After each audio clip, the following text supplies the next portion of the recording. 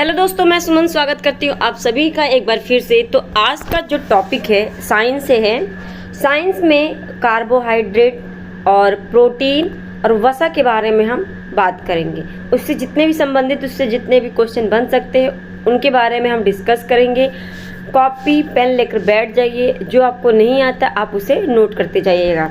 चलिए तो शुरुआत करते हैं पहले क्वेश्चन से। पहला क्वेश्चन है आपका, कार्बन हाइड्रोजन और ऑक्सीजन के 1:2:1 के अनुपात से मिलकर बने पदार्थों को क्या कहते हैं? इन्हें हम क्या कहते हैं? कार्बोहाइड्रेट। ठीक है। दूसरा क्वेश्चन है, 1 ग्राम ग्लूकोज के पूर्ण ऑक्सीकरण से कितने कैलोरी ऊर्जा प्राप्त होती है? तो ये है आपका कितना? 4.2 kcal। ठीक है।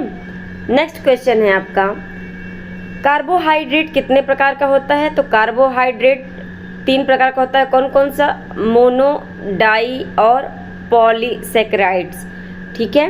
नेक्स्ट क्वेश्चन है आपका, कार्बोहाइड्रेट के मुख्य कार्य क्या हैं? कार्बोहाइड्रेट के मुख्य कार्य क्या हैं? देखिए, शरीर की ऊर्जा की आवश्यकताओं की पूर्ति करता है। दूसरा, ये क्या करता है? न्यूक्लिक अम्लों का निर्माण करता है। ठीक है। नेक्स्ट है, कार्बोहाइड्रेट्स किससे मिलता है? स्रोत क्या है कार्बोहाइड्रेट? एक तो आपका गेहूं से मिलता है, दूसरा चावल से, मक्के से मिलता है, बाजरे से, आलू से, शकरकंद से और सलजम से। इन सब में क्या प्राप्त होता है? आपका कार्बोहाइड्रेट। ठीक है। चलिए अब बात करते हैं प्रोटीन पे।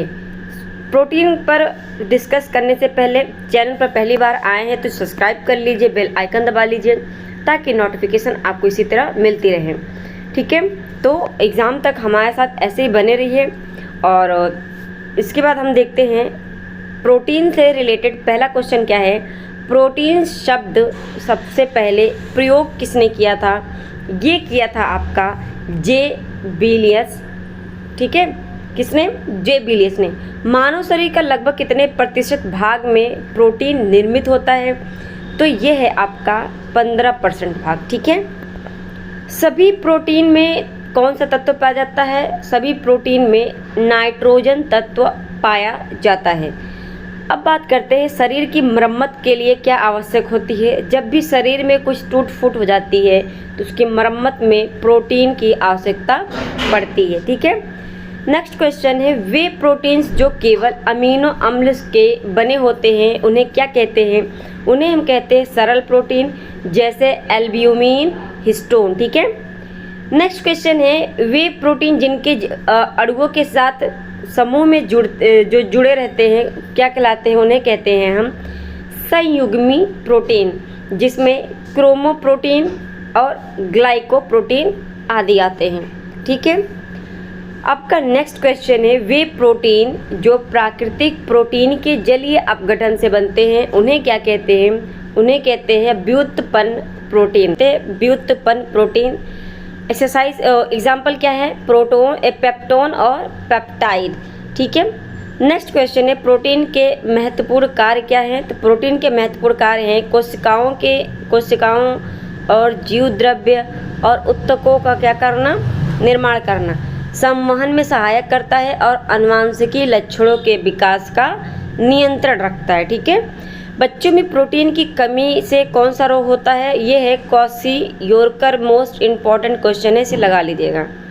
ठीक है। नेक्स्ट क्वेश्चन है, किस रोग में बच्चों की मांसपेशियां ढीली हो जाती हैं? मरम्मस रोग में।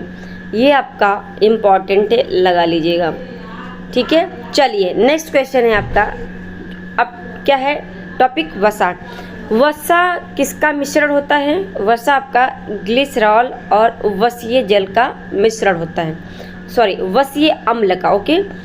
वसा यदि 20 डिग्री सेल्सियस ताप पर द्रव अवस्था में हो तो उसे क्या कहते हैं? उसे हम क्या कहेंगे?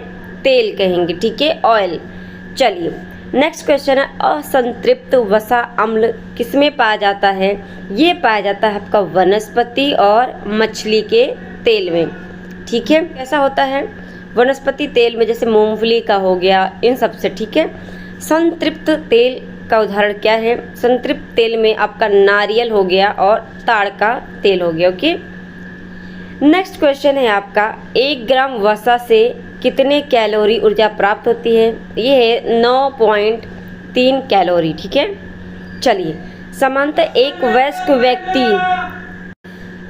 वयस्क व्यक्ति को कितने प्रतिशत जो है ऊर्जा यहाँ पे होगा क्या?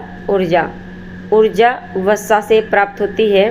ठीक है, ऊर्जा तो ये होनी चाहिए आपकी 20 से 30%।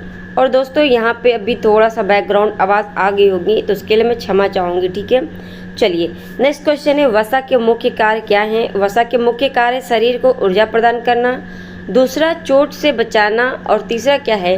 खाद्य पदार्थों में स्वाद को उत्पन्न करना। ठीक है, नेक्स्ट क्वेश्चन है, इसमें आपका एक क्वेश्चन आपका ये बन जाता है, दूसरा क्वेश्चन आपका ये बन जाता है, आप इम्पोर्टेंट लगा लीजिएगा। फिर बात करते हैं आप, वसा की कमी से शरीर पर क्या प्रभाव पड़ता है? तो त्वचा क्या हो जाती है? रूखी, वजन में कमी और शरीर का विकास रुक जाता है। तो ये इम्पोर्टेंट लगा लीजिएगा। लास्ट है, वसा की अधिकता के कारण शरीर पर क्या प्रभाव पड़ता है? ये क्या था? कमी पे, अब ज़्यादा होने पे शरीर स्थूल हो जाता है और हृदय की बीमारी हो जाती है और रक्तचाप बढ़ जाता है। देखिए ज़्यादा वसा से क्या होता है? आपका मोटापा बढ़ने लगता है, तो इससे आपका रक्तचाप बढ़ जाएगा, हृदय की बीमारी हो जाएगी। ठीक है, बहुत सारी चीज़ें हो जाती हैं। तो आई होप आपको आज का जो है क्लासेस अच्छी लगी होंगी। अगर अच्छी लगी है तो चैनल को सब्सक्राइब कर लीजिए, बेल आइकन दबा लीजिए ताकि नोटिफिकेशन आपको इसी तरह मिलती रहे और आप एग्ज़ाम तक इसी तरह बने रहिए हमारे साथ। ठीक है, तो आज के लिए बस इतना ही, धन्यवाद। और दूसरी बात, जाने से पहले एक बात और, अगर जिसने भी जो है इसका बिहार टीचिंग का, बिहार फेज 7 का जिसने भी अभी तक वीडियो क्लासेस, पिछली क्लासेस नहीं देखी हैं, वो जाकर प्लेलिस्ट ओपन करें।